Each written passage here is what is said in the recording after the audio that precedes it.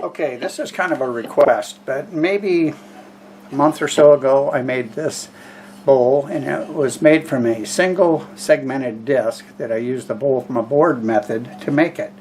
I had glued up two discs at the same time because while you're cutting it's pretty easy just to make enough for two.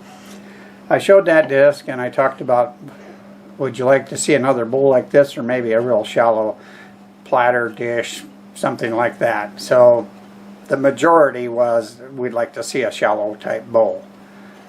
Well, here it is. I have the disc in the lathe, and I'll tell you more about it when I get it flipped around, what I've done to it. But I also get asked, how do you hold these pieces? Because I've probably done this and not mentioned it. I've mentioned it before, but since then maybe I've done it and not said anything.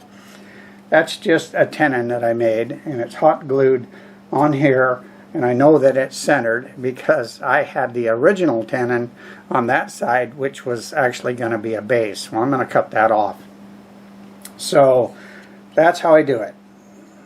Glue a tenon on there, I true this up, I flip it around in the chuck, and it's good to go. So let's go ahead and take care of that, and we'll see what kind of a shallow bowl we can make. Alright, I'm getting ready to cut 2 rings. That's all I'm going to do. I want to keep it shallow. It'll have a total of 3. I'm making 2 cuts. If you want to see how this was glued together and you haven't seen the video, I'll put a link in the description. You can see how I made this disc, or the other one, which is identical to this. The only thing I've done here is I took almost a 1/4 inch off. It was about 3/4, and now it's slightly under a half. That's to keep it shallow looking. 2 angles I'm using, 60 and 65 degrees.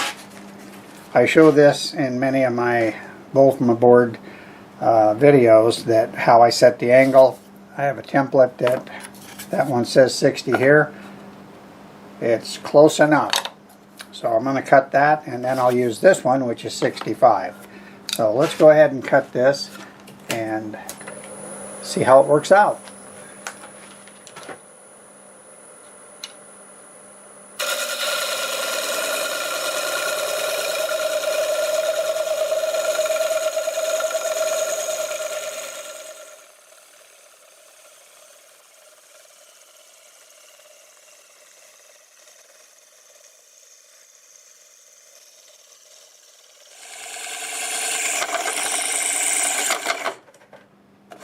Here we go. So you could hear the sound. It started getting lighter. That means it was almost all the way through. And I also kind of ran out of room because the tool was hitting right there. So other than that, it worked out pretty nice. I'm all set up to do the next ring, which is now 65 degrees. I think that's all I'll be doing, but I'll have to have a look at it once I cut it. I have a different jig in here. This one allows me to have the handle pass through, yet the height is still exactly the same. That allows me to use the whole blade. I'm going to go ahead and cut it. I've got you on a little different angle so you can see more, but if you watch the other video, I show all of that in detail, plus there's some bonus features at the end to help make bowls from a board. So let's go ahead and cut this.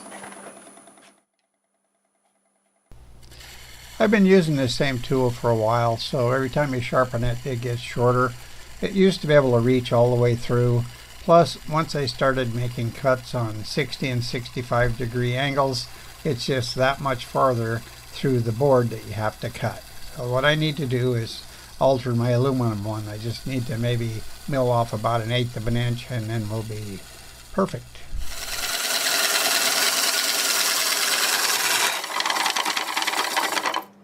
There it is. Okay, let me get this apart. We'll see if we want to do another one or start gluing it together.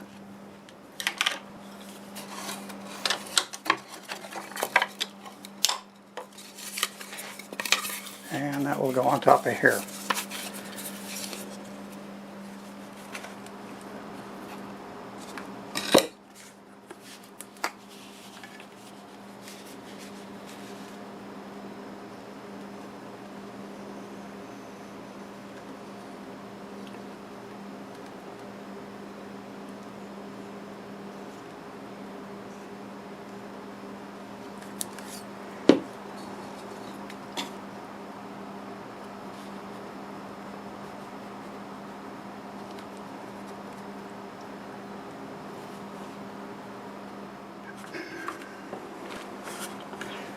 So I let that glue tack up for about 15 minutes. Now I'm clamping it. Let it sit that long and it's most likely not going to slide on you. I'll wipe it down, look at the joints, make sure. I'll let this sit for another 15 minutes. We'll glue the other ring on and then we'll let it sit all night.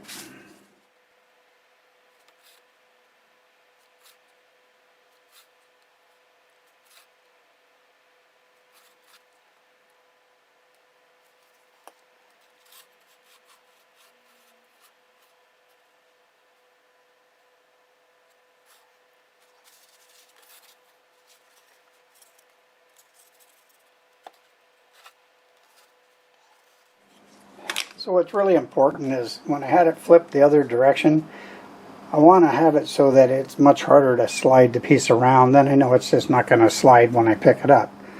Flip it over and now look at all of the joints. Make sure you have them lined up. This looks pretty much perfect. And you can have them line up on the bottom, but it can slide a little bit and appear to be lined up. When you flip it over, that's the final alignment that I do. And that is actually really good. So go ahead and let this sit a little bit longer and we'll clamp it. But I do line up the joints from both sides of the board.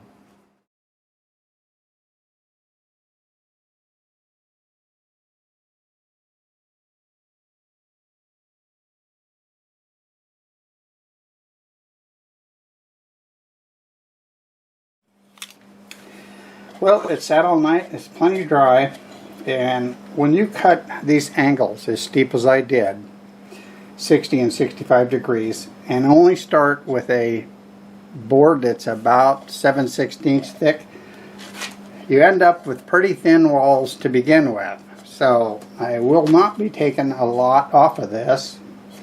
Down here I can put a little shape in it, but it looks like a dish and I think it acts like a dish, so we're going to make a nice shallow dish.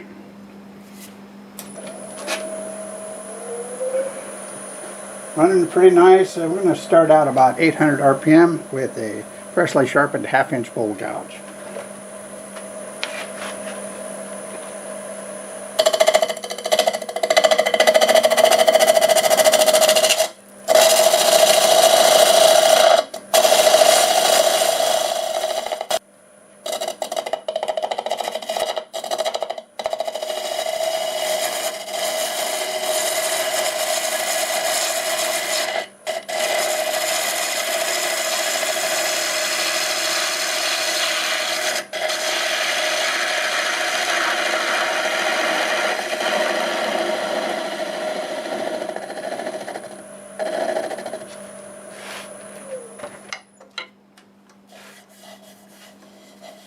That's not too bad.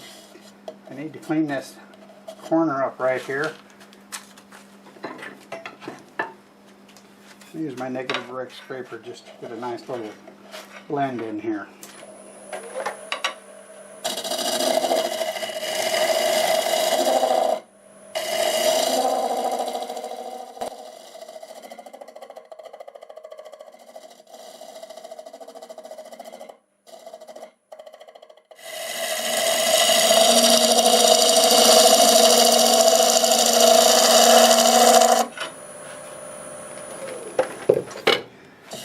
Okay, I think I can go ahead and sand this now. So I'll go ahead and get set up, sand it, and while I'm sanding I'm going to think about how I'm going to turn that backside. I'm going to go ahead and sand this starting with 80 grit, and I'll have the lathe running forward about 375. I'm going to turn my dust collector on, I'll do the sanding, and when I come back we'll be set up to turn the backside.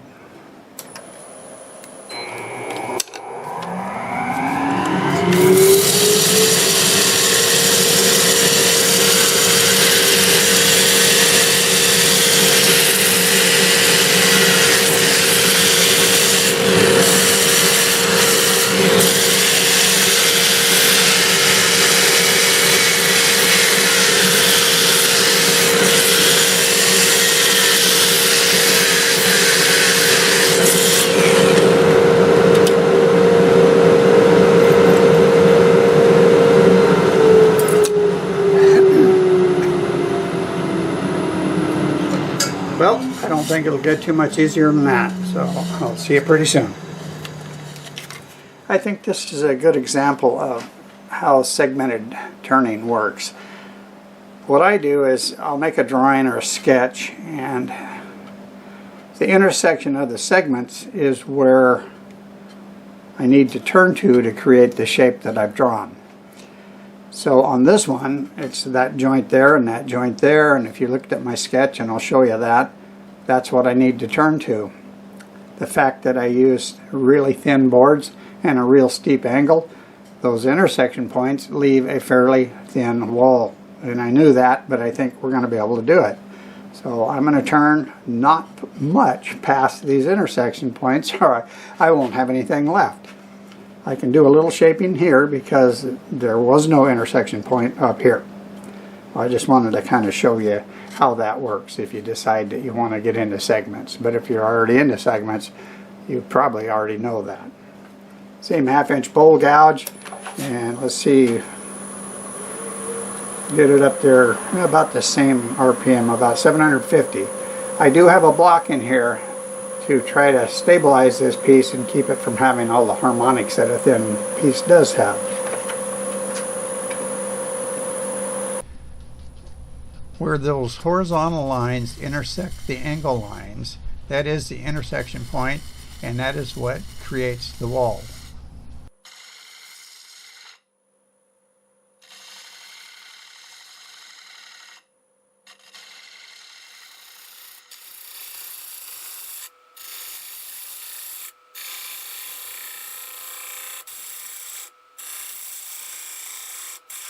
That turned pretty nice actually, and I'll show you that support board in a second, but that makes all the difference in the world for doing a thin piece. At least it does for me. A little more clean up here and I think we have it.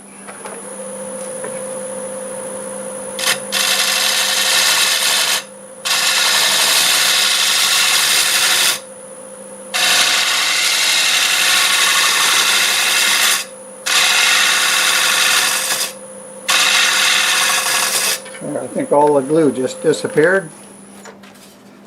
Yes indeed, we have it. Wow. So maybe success. We're not done yet. Use a negative brick scraper to blend that in, and then we'll do some sanding.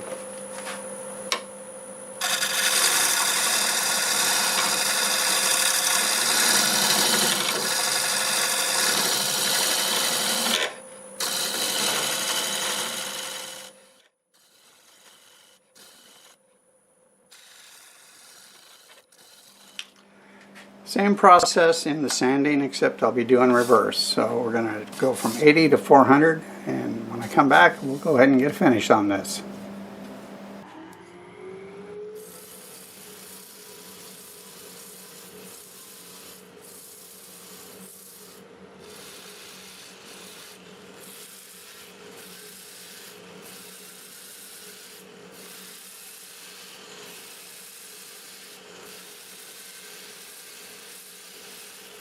Alright, I did say I was going to show you what I have in here for support, and it's just a scrap piece of melamine that I don't know when I turned this, put that little round on it, but I just kept it around. Looks like it's been used to glue things up on and just anything you can use it for. Well, that really made it a lot easier to turn that outside just because of the thinness here. I'm going to spray it with Deft Lacquer. Probably end up getting between 3 and 5 coats.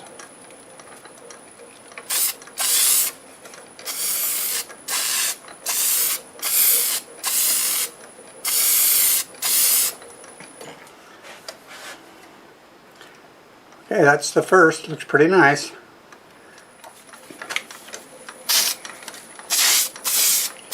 And the back side.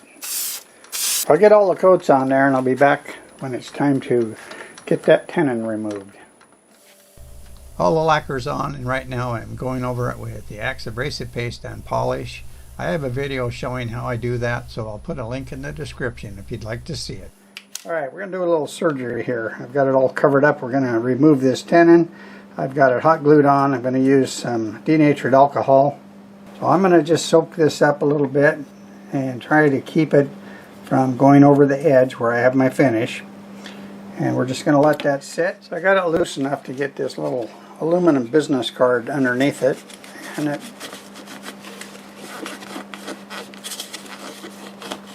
And that is loose. So it just came right off, and you can see where the alcohol was getting underneath it, softening it, and it popped off. So I need to sand this now and get some finish on it. And I'll be back and show you what we ended up with. Okay, it is all done, and thanks to everyone that requested that I make a shallow dish out of a twin blank to the tall one I did a few weeks ago. And here it is. It's exact same diameter as the other one, 10 inches, but it's only 1 1/4 inches tall, where the other one's 4.5 inches. I think it looks pretty cool.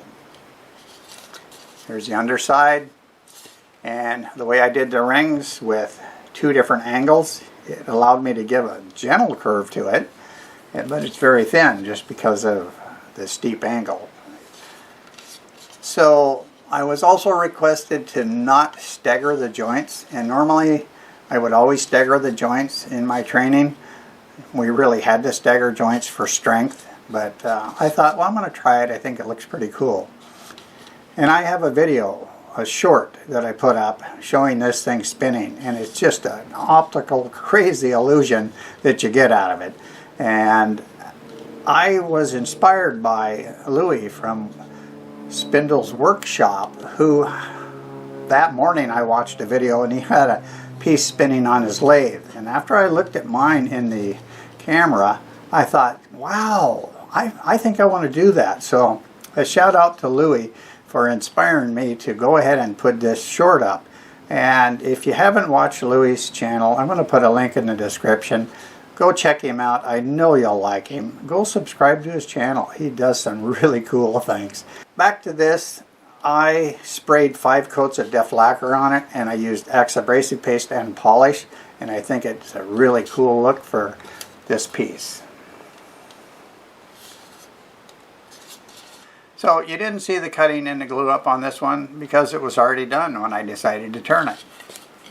But I'll put a link in the description for this one, and you'll see the cutting and the glue up, and you can see how that's all done. Exact same process. Same woods. I used cherry, maple, and roasted oak to do this. I had a lot of fun turning this, and I hope you enjoyed the video. If you did like the video, do me a favor. Click that like button and feel free to leave a comment. Both of those things will really help my channel grow. I do lots of different types of turnings, and you never know what might be next. So be sure to subscribe if you want to see more. And a special thanks to all my current subscribers. You really mean a lot to me. So, till the next time, see you later.